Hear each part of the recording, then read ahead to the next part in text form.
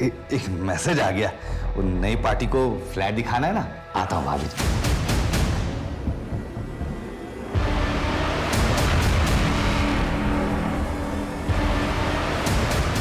Madam, क्या हुआ भैया?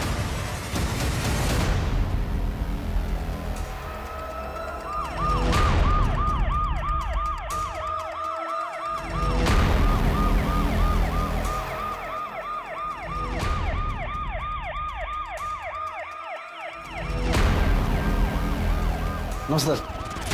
तो पानी लीकेज हो रहा था, तो रिपेयर करने के लिए जब टाइल्स निकाल के ये लोग गड्ढा खोद रहे थे तो ये कंकाल मिले। हालत देखकर तो लगता है कि इन दोनों को काफी सालों पहले दफनाया गया हो। सर, मैं सोसाइटी का सेक्रेटरी हूँ। सुनीता जी अपने हस्बैंड के साथ इस फ्लैट में रहती हैं। कब से रह रहे हैं आप लोग यहाँ? इसी महीने रहने आए। आपके हस्बैंड? मेरे हस्बैंड किसी काम से मुंबई गए। फॉरेंसिक वालों को बुलवाओ और इन कंकालों की पूरी जांच पड़ताल करवाओ और पंचनामा करके घर को सील करो। आपने घर किससे लिया था? सर, ये फ्लैट मैंने ही किराए पे दिलवाया था, लेकिन इस सब के बारे में मुझे कुछ नहीं मालूम। तो मेरे कंकाल कहाँ से आए? सर, मैं सच कह रहा हूँ, मुझे कुछ नहीं मालूम। महेंद्र, सर, घर का मालिक कब तक आएगा? सर उनसे बात हो गई है, लेकिन वो यहाँ पर रहते नहीं है, इसीलिए उनको डायरेक्ट पुलिस स्टेशन बुलाया।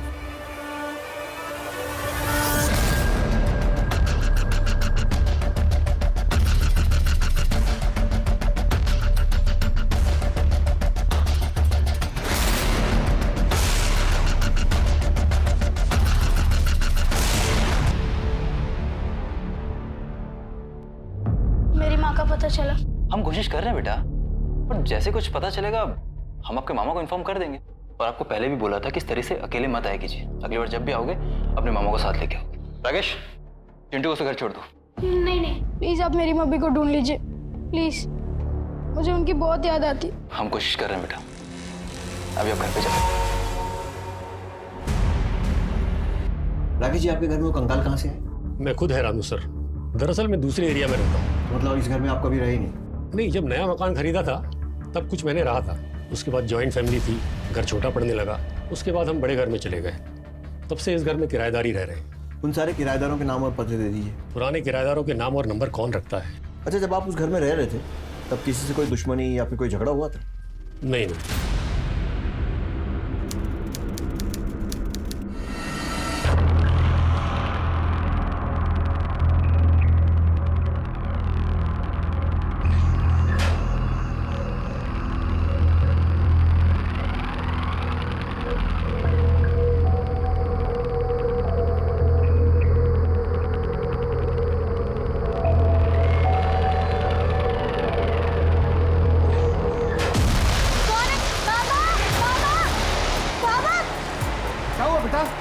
बाबा, कोई आया था।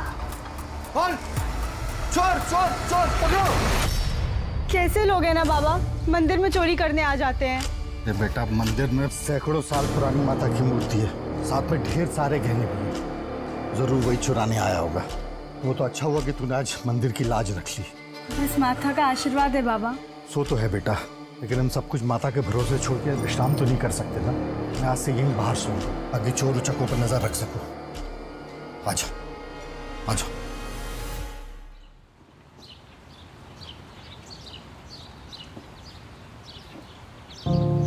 शहद, बेटा शहद देखा क्या? अरे बाबा, ये क्या कर रहे हैं? पहले तो दूध से अभिषेक, फिर शहद और फिर जल से अभिषेक। बेटी उम्र हो चली है, इसलिए कभी कभी भूल हो जाती है। लेकिन हाँ, संतुष्टि एक बात की है कि मेरी बेटी के हाथों इस मंदिर की परंपरा, अनुष्ठान, शास्त्र विधि अनुसार बिना रोक टोक के चलता रहेगा। बेटी के हाथों में नहीं, मेरे बेटे के हाथों में। देखिए भाई साहब, ये जो धर्म कर्म की बातें होती है ना, ये बेटे के चौड़े कंधों पर ही टिकती हैं, बेटियों की नाजुक कलाइयों पर नहीं। भाई साहब, मुझे कल पता चला कि मंदिर में चोरी होते होते रह गई। अब देखिए, आपकी उम्र हो चली है, आपके कोई बेटा भी नहीं है, इसलिए मंदिर और यहाँ का विधि विधान मेरे बेटे को सौंप दीजिए। कल आपके और मेरे बाद मेरा बेटा ही तो इस सब का उत्तराधिकारी होगा। और बेटी? बेटी का कोई अधिकार नहीं। बाबा पुरोहित खानदान के बड़े बेटे हैं और उनकी बेटी होने के नाते मेरा अधिकार है इस मंदिर में पूजा करने का। मैं बनूंगी यहाँ की पुजारन। दिमाग खराब हो गया है तेरा? ये हमारी परंपराओं के विरुद्ध है। तो ये परंपराएं बदलनी होंगी। जब एक औरत को देवी बना के उसे पूजा जा सकता है, तो एक औरत पुरोहित बन के पूजा क्यों नहीं कर सकती? देखो रघु, ऐसा कहाँ लिखा है कि एक औरत मंदिर की पुजारी नहीं बन सकती? समाज में बदलाव आ रहा है, तो मंदिर में भी सही। जो भी हो, हमारे इस मंदिर में ये सब नहीं होगा। क्षमा कीजिएगा चाचा जी, छोटा मुंह बड़ी बात, लेकिन आप परंपराओं की दुहाई देकर इस मंदिर की संपत्ति पर अपना अधिकार जमाना चाहते हैं। ये मंदिर और इसकी संपत्ति किसी एक की नहीं, बल्कि पूरे गांव की है। मैं आपके षड्यंत्र को कभी भी सफल नहीं होने दूंगी। पापिन है तू, भगवान तुझे इसकी सजा देगा। चलिए सरपंच जी।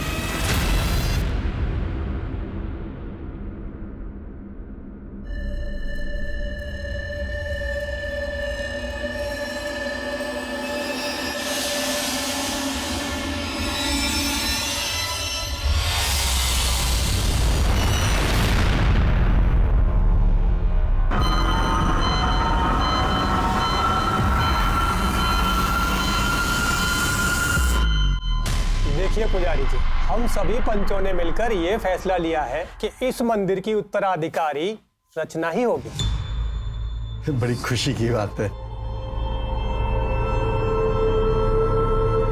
यशस्वी भव।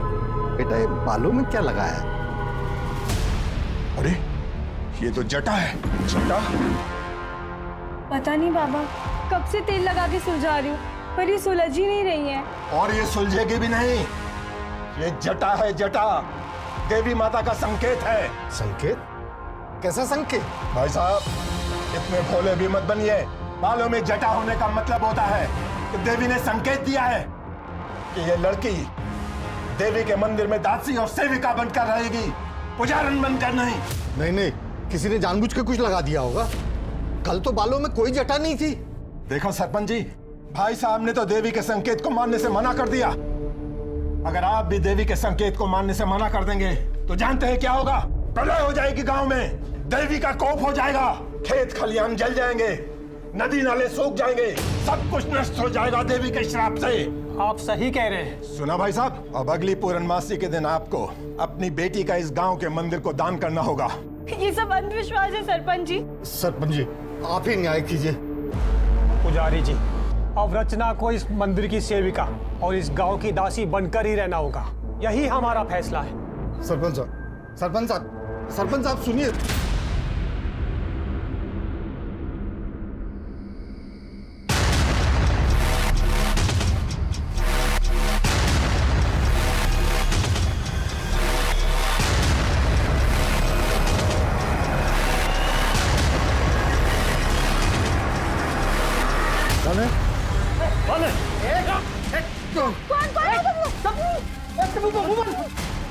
मेरी बेटी को छोड़ दो।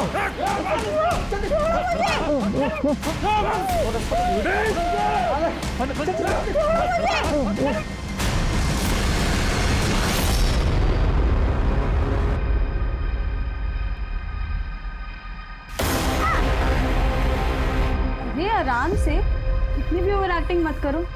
लेकिन आप लोगों का बहुत धन्यवाद, आप लोग सुनील के सच्चे दोस्त हो। कौन सुनील? कैसा सुनील? उसे तो काट के फेंक दिया। क्या? सुनील को मार दिया? और तुझे क्या लगा हम तुम्हें सुनील को सौंप देंगे?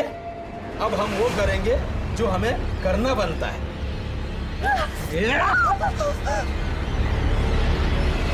तुझे तो पूरे गांव के सेवा से बचा लिया, शुक्र है। और हमारी सेवा तो बनती है ना। तो जाने दो। नहीं, नहीं। हाँ, ताई मलाई का भला छोड़ता है कोई?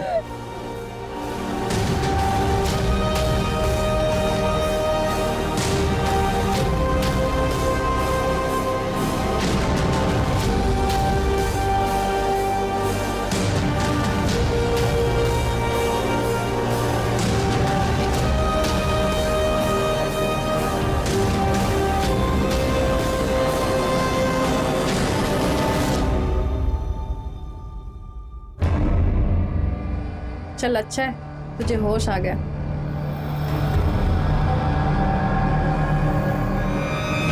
मंदिर की पुजारन बनने के सपने देखने वाली रचना को षड्यंत्रकारियों ने ऐसी जगह पहुंचाया था जहां औरत को इंसान नहीं, भोगने वाली वस्तु माना जाता है। क्या उसके संघर्षों का अंत हो चुका था, या एक नए संघर्ष की शुरुआत हुई थी। और सबसे बड़ा सवाल ये था कि शहर के रिहायशी इलाके के घर में मिले कंकालों का इनसे क्या संबंध था। ऐसे कई सवालों का जवाब मिलना अभी बाकी था। सर ये वही कॉन्ट्रैक्टर हैं जो उस फ्लैट में काम कर रहे थे। मुझे नरेश ने बहुत मारा था, ये देखिए। क्यों? सर वो कह रहा था कि वो खुदाई में कंकाल मिला तो पुलिस को बताने की क्या जरूरत थी? पुलिस को बताने की क्या जरूरत? मिट्टी डाल के उसके ऊपर टाइल्स लगवा के मामला रफा दफा नहीं कर सकता था? अगर तुम्हारी वजह से मैं फंसा ना तो मैं तुम्हें छोड़ूंगा नहीं। साहब मुझे बचा लीजिए साहब, बहुत बहुत मारेगा। आप चिंता मत कीजिए, वो कुछ नहीं कर पाएगा। इन्हें लेकर जाओ, इनकी कंप्लेन लिखो और पट्टी करवाओ। तो नरेश हमसे कंकाल की बात क्यों छुपाना चाहता है? उस मकान का मालिक राकेश, दोबारा बुलाओ उसे। राकेश जी, पिछली बार की खातिरदारी याद होगी आपको? एक सवाल पूछना रह गया था। नरेश के बारे में क्या जानते हो? सर उस एरिया में नरेश की बहुत चलती है। सारे फ्लैट किराए पे वही देता है और कोई भी उसके मार्केट में घुसने की कोशिश करता है तो बखेड़ा खड़ा कर देता है सर। और तो और पुराना किराएदार जाने के बाद नया किराएदार आने तक चाबी नरेश के पास ही रहती थी। हाँ साहब, नरेश दिल का काला और नाड़े का ढीला आदमी है। खाली फ्लैट में लड़कियों को बुलाता रहता है। दबंग है, इसलिए उसे कोई कुछ बोलता ही नहीं। कब से काम कर रहे हो यहाँ? साहब 4-5 साल हो गए। कुछ और पता चले तो बताना। जी साहब। सुनिए जी। चाबी। Oh thank you.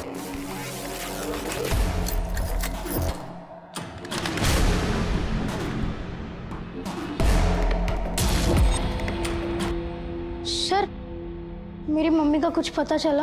बेटा हम कोशिश कर रहे हैं ना, और जैसे कुछ पता चलेगा हम आपके मामा को इन्फॉर्म कर देंगे। चलो भी आप घर जाओ।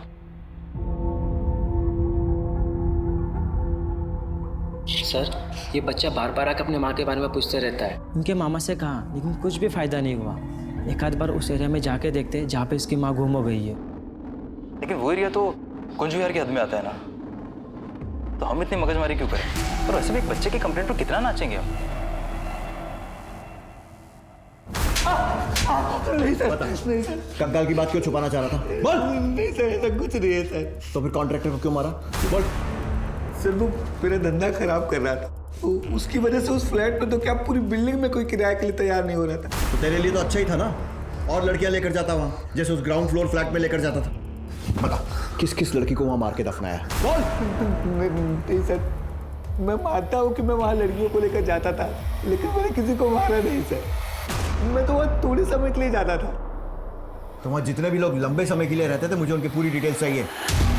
मुंह से पानी तो याद नहीं है, ऑफिस के रिकॉर्ड में सब लिखा है। इसके साथ इसके ऑफिस जाओ और पूरी लिस्ट लेकर आओ। चलो। अभी का किराएदार मुंबई से कब आ रहा है पता करो। साहब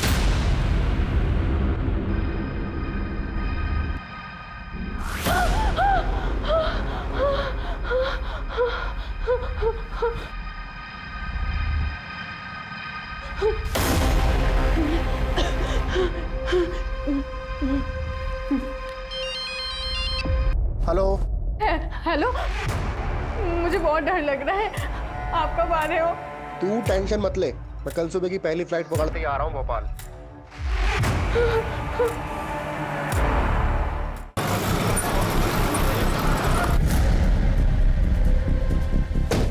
सर, नरेश से किराएदारों की सारी डिटेल्स मिल गई है। उस फ्लैट में गौरव व सुनीता से पहले पंकज अपनी बीवी बच्चों के साथ रहता था, लेकिन इसी साल अचानक वो फ्लैट छोड़ के चला गया। सर, पंकज ने ये फ्लैट 2015 में लिया, उससे पहले वहाँ परेश शाह रहते। सर मैं व्यापारी आदमी हूँ, मुझे नहीं पता मेरा इन कंकालों से क्या वास्ता। वास्ता हो भी सकता है, आपकी किसी से दुश्मनी रही हो या फिर किसी से झगड़ा हुआ हो और गुस्से में आपने उन्हें मार के दफना दिया हो और फिर घर और शहर छोड़कर चले गए। सर मैं काम काजी आदमी हूँ, आपने मुझे बुलाया तो इसलिए मैं आपसे मिलने चला आया। अगर आप इस तरह से मुझ पर झूठे आरोप लगाएंगे तो आज के बाद आप मुझसे नहीं मेरे वकील से बात करेंगे। नमस्कार। सर, एटीट्यूड देखा आपने, बात कैसे कर रहा था? घाट घाट का पानी पियो आदमी लगता है संदीप। अच्छा, तो उस दूसरे किराएदार के बारे में क्या कह रहे थे जो अचानक गायब हो गए? सर, मैंने कांटेक्ट करने की कोशिश तो की थी, लेकिन नहीं हो पाया। उस इलाके में अपना एक खबरी है नथु, उससे कुछ ना कुछ जरूर मालूम होगा, उससे पता करो। महेंद्र, चाबी। एक मिनट। नालंदा विहार सोसाइटी में जब हम पूछताछ कर रहे थे तो एक आदमी मुझे देखकर इतना घबरा गया था कि बाइक में अपनी चाबी छोड़कर जाने लगा था। मुझे लग रहा है उस आदमी से मैं पहले कभी मिला हूँ किसी केस के सिलसिले में। पता करो वो आदमी कौन है। अरे परेश भाई, और क्या हाल है? अरे सुनिए तो सही। सर, मुझे आपसे कुछ बात करनी है।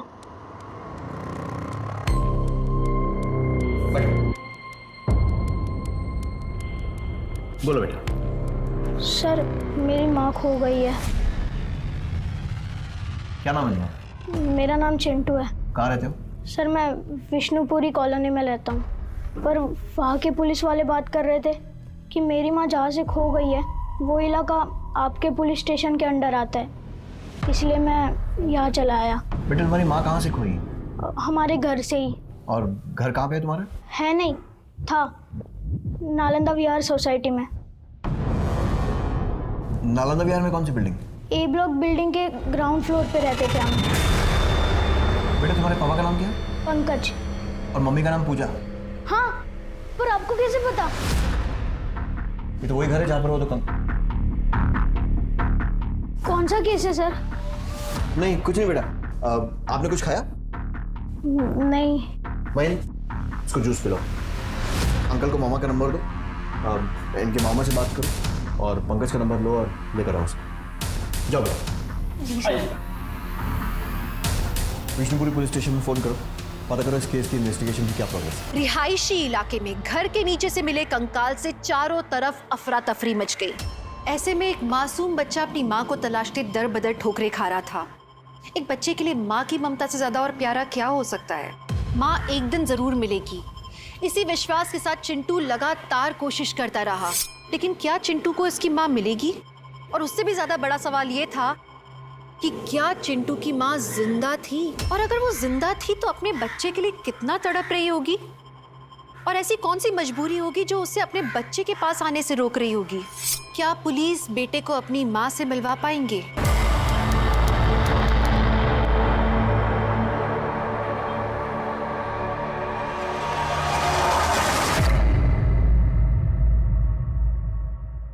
छम्मक छल्लो, क्या नाम है तेरा? मुमताज। आहा, चल ताजमहल बनाते हैं। रोकड़ा है? कितने लेगी? 3000। 3000 तो बहुत है रे। अबे झंडू, ताजमहल बनाने की बात करता है और तेरे पास 3000 भी नहीं है। चल निकल यहाँ से। अरे अरे नाराज क्यों हो रही है? चल 1000 देता हूँ। मैं क्या तुझे 1000 वाली लगती हूँ? एक बार सही से देख तो मुझे। 3000 लेती हूँ, लेकिन मजा 30,000 का देती हूँ। तो 1000 लेके 10,000 का मजा देना, मुझे चलेगा। अबे झुमरू, निकल यहाँ से। बड़ा आया, 1000 रुपए में ताजमहल बनाएगा। जा यहाँ से।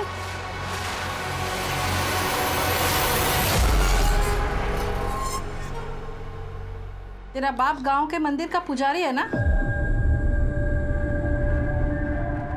देख, तेरे बाप को और प्रेमी को कुछ लोगों ने मार डाला।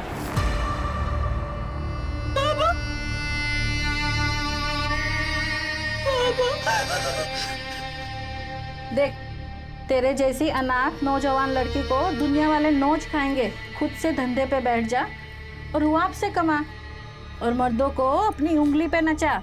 नहीं, मैं मर जाऊंगी, पर ये गंदा काम कभी भी नहीं करूंगी। तेरे जैसी मना करने वाली लड़कियों को जिंदा गड्ढों में गाड़ देते और पुलिस को कंकाल तक नहीं मिलता। सोच ले।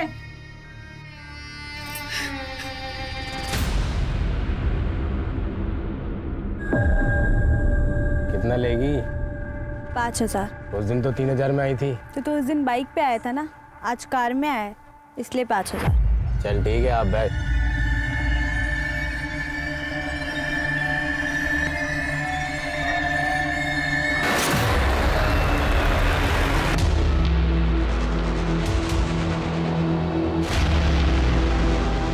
कितना छापा? 5000 पे गई थी, लेकिन इतना खुश कर दिया कि 7000 ले आई। ए जुग जुग जियो मेरी बच्ची, बड़ा अच्छा हुनर पाया है तूने।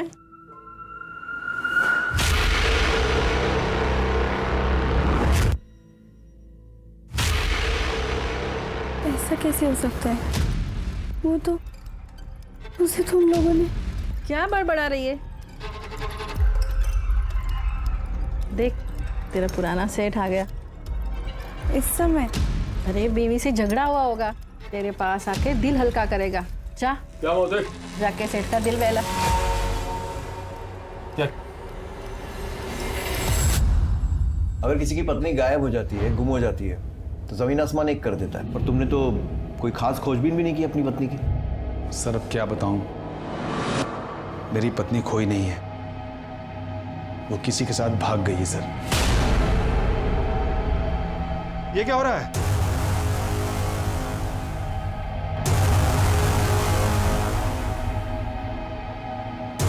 पूजा, ये क्या हो रहा था? पूजा, पूजा गलत है ये। तुम मेरी बीवी हो, मेरे बच्चे की माँ हो। बस मामा और नहीं, मुझे बहुत नींद आ रही है, मैं सोने जा रहा हूँ। गुड नाइट पापा, गुड नाइट मामा। तुम भी खा लो। पूजा, जो कुछ भी हुआ है मैं उसे भूलने के लिए तैयार हूं, बस तुम अजय से मिलना जुलना बंद कर दो।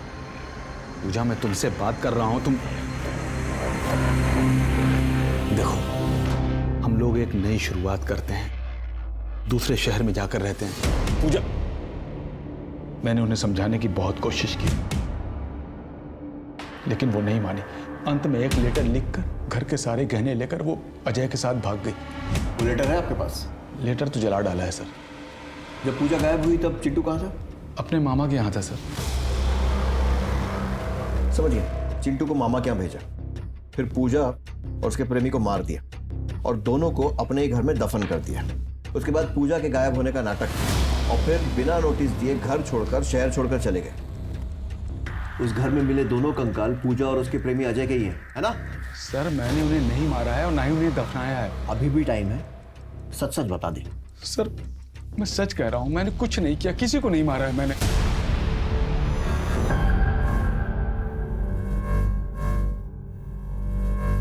लगता है इन्हें किसी बात का गहरा सदमा लगा है।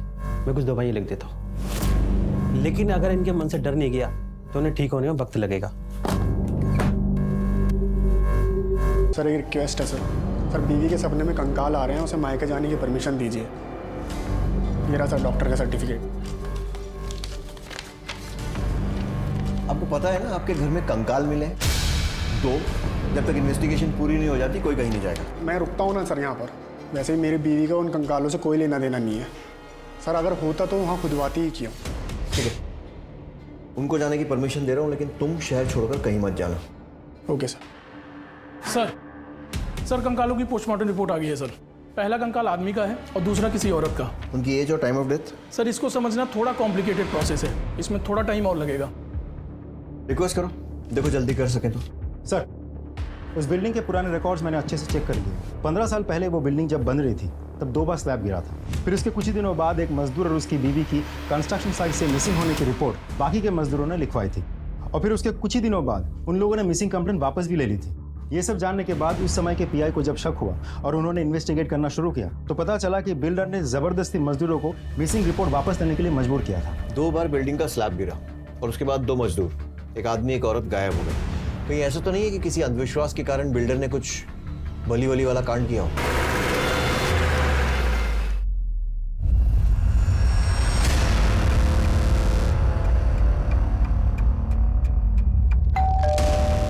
नालंदा सोसाइटी, वो बिल्डिंग आपने ही बनवाई थी ना? जब वो बिल्डिंग बन रही थी 2 मजदूर गायब हुए थे वहां से, एक आदमी और एक औरत।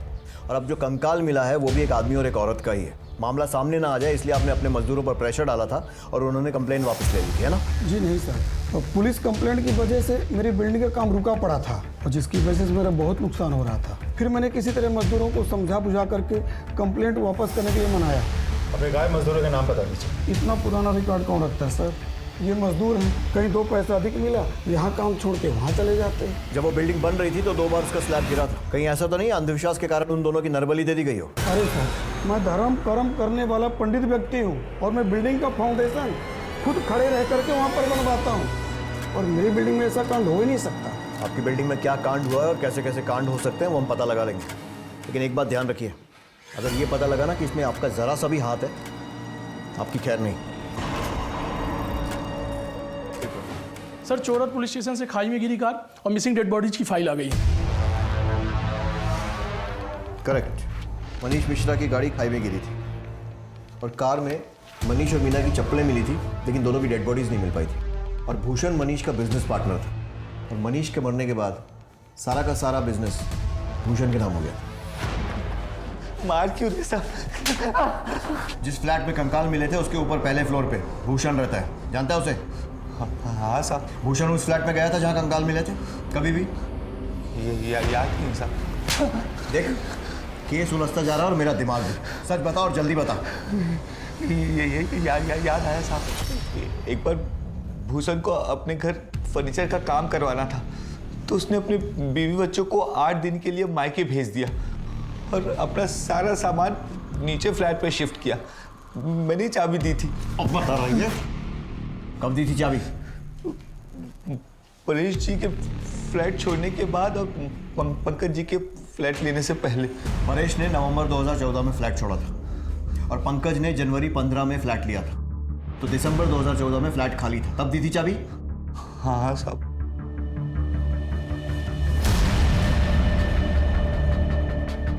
मनीष और मीना मिश्रा की गाड़ी भी दिसंबर 2014 में ही खाई में गिरी थी। टाइम तो मैच हो रहा है। सर, हो सकता है भूषण ने ही मनीष और उसकी बीवी को मार के उस फ्लैट में दफना दिया हो। भूषण को लेकर आओ।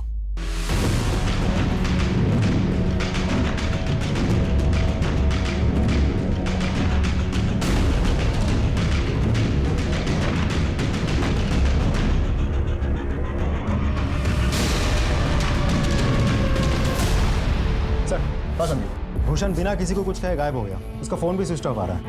कि भूषण उन कंकालों के बारे में कुछ ना कुछ तो जरूर जानता है। अपने सारे खबरियों को एक्टिवेट करो और सारी पुलिस थानों में उसकी फोटो भेजो और उसका मोबाइल भी सर्वेलेंस पे डालो। सर। हेलो जय हिंद सर, आपके एरिया पे बाईपास रोड पर एक डेड बॉडी मिली है। क्या?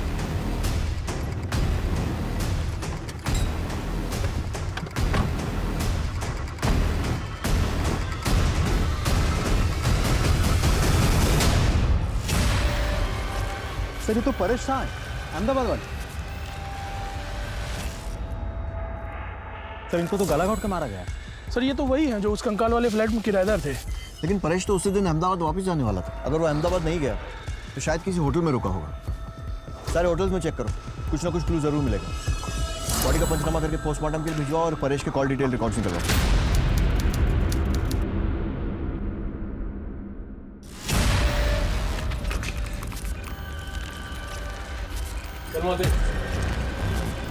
अच्छा मौसी, एक काम था। देख, धंधा छोड़ के जाने की बात छोड़ के कुछ भी मांग, तेरे लिए जान भी हाजिर है। अच्छा मौसी, वो जो शबनम के साथ लड़का था, ऐसा लगा कि मैंने उससे कहीं देखा है। शायद मेरे ही गांव का था। आप जानती हैं वो कौन था? यहाँ पे आने वाला कोई भी इंसान अपना सही नाम नहीं बताता, पर हाँ, वो अपना नंबर देके गया है ताकि वो दूसरी बार आए तो एडवांस बुकिंग कर सके। रुक, मैं तुझे नंबर देती हूँ। जा।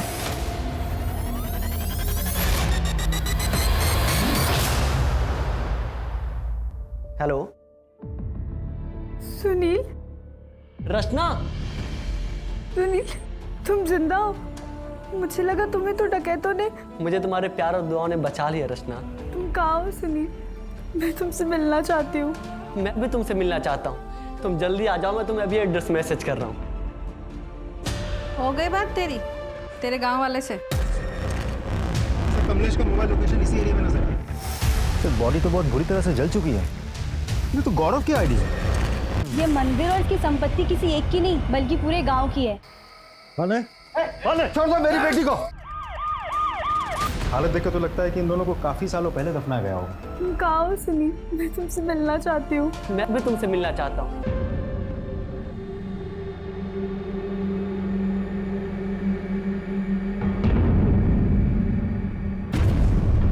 अरे रचना, कहाँ जा रही है तू? प्लीज मुझे जाने दीजिए। मालकिन को क्या जवाब दूंगा? क्या छिपा रही है? नहीं। क्या छिपा रही है? पैसे चोरी करके भाग रही है तू? नहीं नहीं नहीं। चल दिखा। अरे चल। अरे छोड़ दे रे।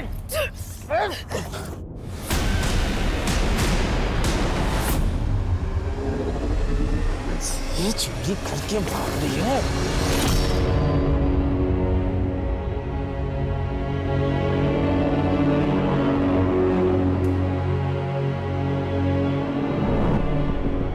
Sir Paresh Indore palace hotel में रुका था, वहाँ का सीसीटीवी फुटेज मिल गया सर।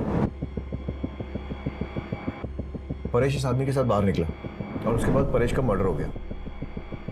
पता लगाना पड़ेगा ये आदमी कौन है। अपने पैन डेटा, आधार डेटा और हमारे रिकॉर्ड्स सबसे चेक करो, कहीं ना कहीं से तो उसकी कुंडली जरूर निकलेगी।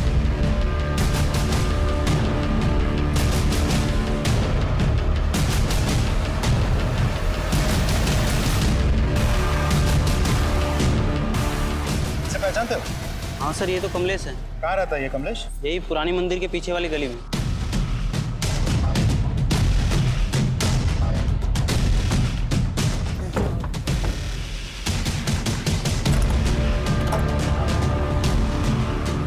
सुनो जरा, इधर आओ।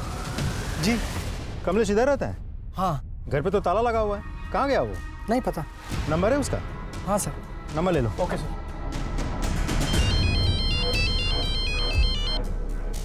हाँ संदीप। सर, कमलेश तो गायब है, उसके घर पे ताला लगा हुआ है, लेकिन उसका नंबर हाथ लग गया। उसका फोन सर्वेलेंस पे डालो और ट्रैक करने की कोशिश करो। सर। हाँ संदीप। कमलेश का नंबर ट्रैकिंग पे डाल दिया है। कंट्रोल रूम बहुत जल्द उसका लाइव लोकेशन हमें अपडेट करेगा।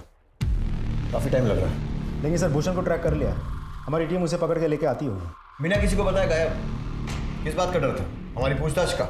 मैंने लोन लिया था और साहूकार मुझे परेशान कर रहे थे, तो मैं अपने दोस्त के घर चला गया था और सर मैंने अपना फ़ोन बंद कर लिया था। मैंने सोचा सर सब कुछ ठीक होगा और पैसों की जुगाड़ होगी तो मैं वापस आ जाऊंगा। दिसंबर 2014 में तेरे पार्टनर मनीष की गाड़ी खाई में गिरी, लेकिन उसकी और उसकी बीवी की डेड बॉडी नहीं मिली, सिर्फ कार मिली।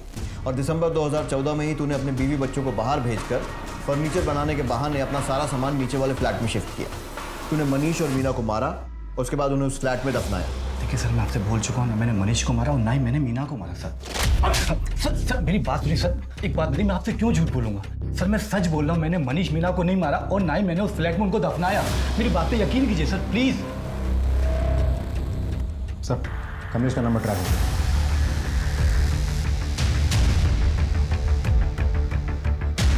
सर, कमलेश का मोबाइल लोकेशन इसी एरिया में दिखा रहा है। जीपीएस ट्रैक करते रहो।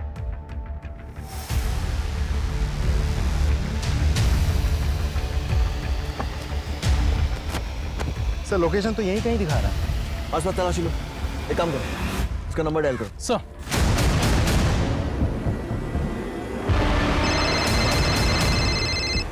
आवाज आ रही है सर। सर, उस तरफ से आवाज आ रही है।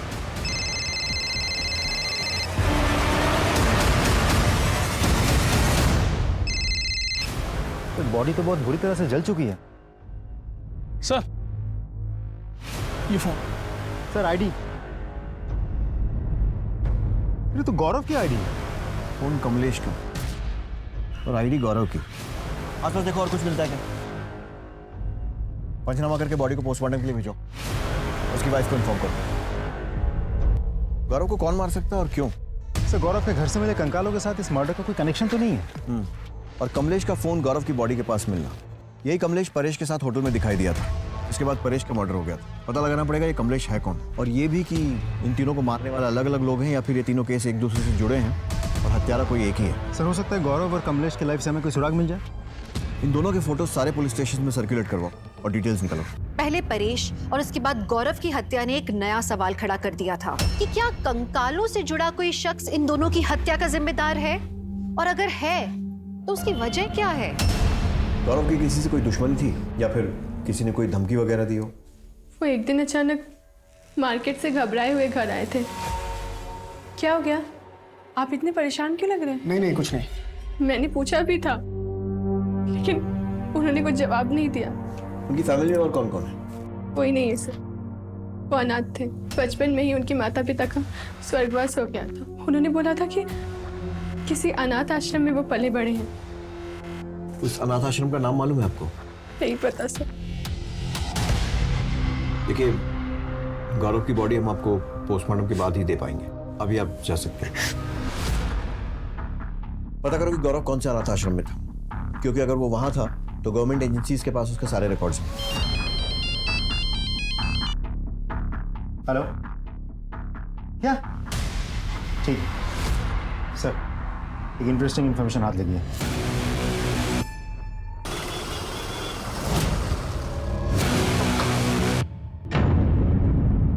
जी बोलिए। माँ,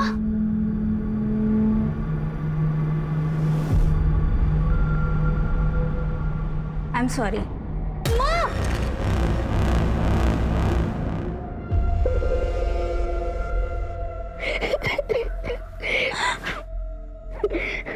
घर चलो माँ, घर चलो। नहीं बेटा, मैं नहीं आ सकती। क्यों माँ, क्यों नहीं आ सकती आप घर? बेटा, तेरे पापा। देखिए, दूसरों के पर्सनल मामलों में दखल देना हमारा काम नहीं है, लेकिन फिर भी एक सलाह है, जो भी फैसला लें सोच समझ कर लें।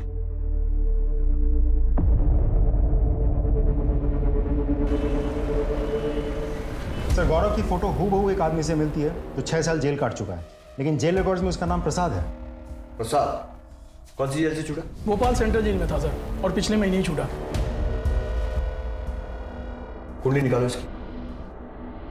गौरव से आपकी शादी कब हुई थी? से 2 महीने पहले। लव मैरिज थी या अरेंज? अरेंज। बता सकती हैं शादी फिक्स किसने करवाई थी? सब, मैं गरीब परिवार की लड़की हूँ। गांव के पुजारी राघु चाचा ने हमारी शादी तय की थी।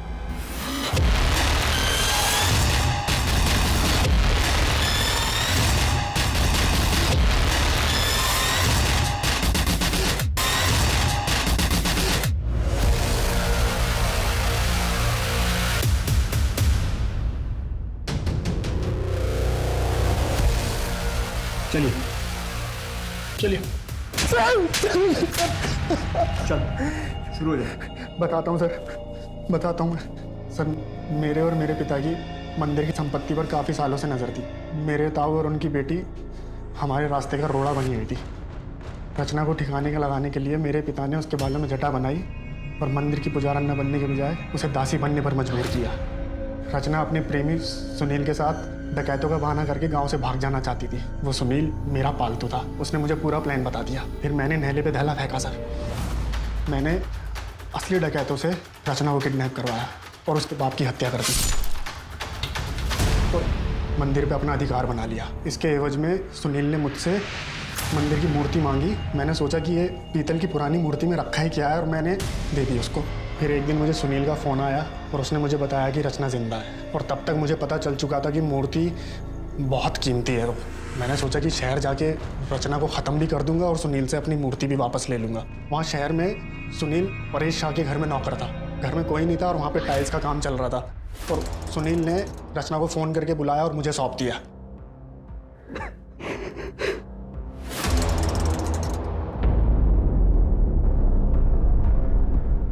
प्रसाद, तुम यहाँ?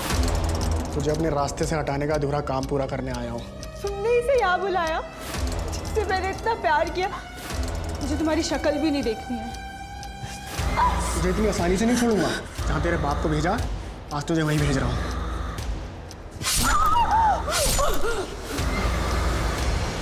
मैंने उसका वहीं काम तमाम कर दिया। सुनील से जब मैंने अपनी मूर्ति वापस मांगी तो वो मुकर गया। उसने वो मूर्ति वहीं कहीं फ्लैट में दफनाई है। सर, जब मैंने ज़्यादा जोर डाला तो वो कहने लगा सर मेरे पूरे षड्यंत्र का पर्दाफाश कर देगा। मैं सर गुस्से में तिल मिला गया और मैंने सुनील को भी वहीं मार दिया।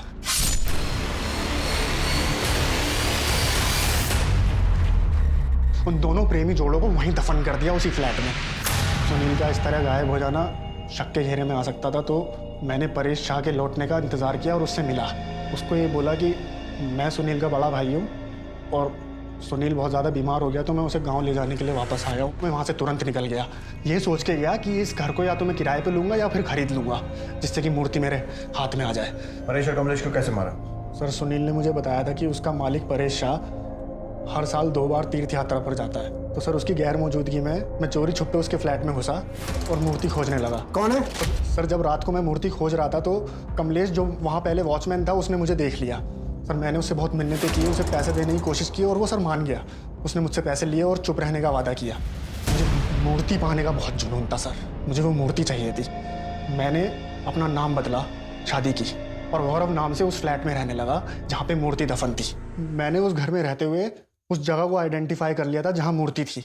और सर, मैं मुंबई गया, उसका सौदा करके आया, लेकिन इसी बीच मेरी बेवकूफ़ बीवी ने मेरे ही गड़े हुए मुर्दे निकलवा लिए। इसी बीच आपने परेश शाह को पूछताछ के लिए बुलाया और परेश को वो कमलेश, उसका पुराना वॉचमैन भी मिला और उसने उसको सब कुछ बताया कि मैं उस फ्लैट में घुसा था चोरी छुपे। परेश के दिमाग की बत्ती जल गई। उसने मुझे बुलाया और पूछताछ की। सर मैं और देर नहीं करना चाहता था। मैं सामान लेने के बहाने उस फ्लैट में गया और मूर्ति निकाली और परेश को मिलने के बहाने बुलाया और उसको वहीं मार दिया। फिर मैंने सर कमलेश को मारा क्योंकि मैं कोई गवाह और कोई सबूत नहीं छोड़ना चाहता था। इसलिए मैंने सर कमलेश को वहाँ जलाया, गौरव की आईडी वहाँ फेंकी जिससे लगे कि गौरव मर गया, और सर मैंने मूर्ति ली और गाँव चला गया। बाकी की सारी उम्र जेल में सड़ेगा। मुझे माफ कर दो सर। रचना के साथ जो हुआ वो हमारे समाज की पिछड़ी हुई मानसिकता को प्रदर्शित करता है। रचना ने एक बड़ा सपना देखा, मंदिर की पुजारन बनने का, देवी माता की सेवा करने का, पर उसका ये सपना मंदिर की संपत्ति पर नजर गड़ाए लोगों को रास ना आया। उन्होंने रचना को जिस्म फरोशी के कीचड़ में धकेल दिया। कागा सब तन खाइयो, चुन चुन खाइयो मांस, बस ये 2 नैना मत खाइयो, इन्हें पिया मिलन की आस। रचना की हिम्मत जैसे पूरी तरह से टूट चुकी थी, लेकिन अपने पुराने प्यार से मिलने की उम्मीद ने उसमें एक नए जोश का संचालन किया। जिसमें फरोशी के धंधे से छुटकारा पाकर पहुंच गई सुनीता अपने सुनील के पास। लेकिन प्यार के नाम पर उसे सुनील से क्या मिला? सिर्फ धोखा। सोचिए, अगर रचना और उसके पिता सतर्क होते तो उसके चाचा और चचेरे भाई मंदिर को हथियाने में कभी सफल नहीं हो पाते। उनका व्यवहार दस्तक था आने वाले संकट का। रचना अगर आंख मूंद कर सुनील से प्यार न करती तो उसे कभी धोखा नहीं मिलता। वहीं परेश को भी खतरे की दस्तक मिली थी जब उन्हें कमलेश ने गौरव के बारे में बताया था। अगर वो लालच न करके सीधे पुलिस के पास जाते तो आज वो जिंदा होते। तो चलिए, मैं दिव्यांका त्रिपाठी दहिया अब लेती हूँ आपसे विदा। कल फिर मिलूंगी आपसे एक नए केस के साथ। देखते रहिए क्राइम पेट्रोल, सतर्क, विमेन अगेंस्ट क्राइम।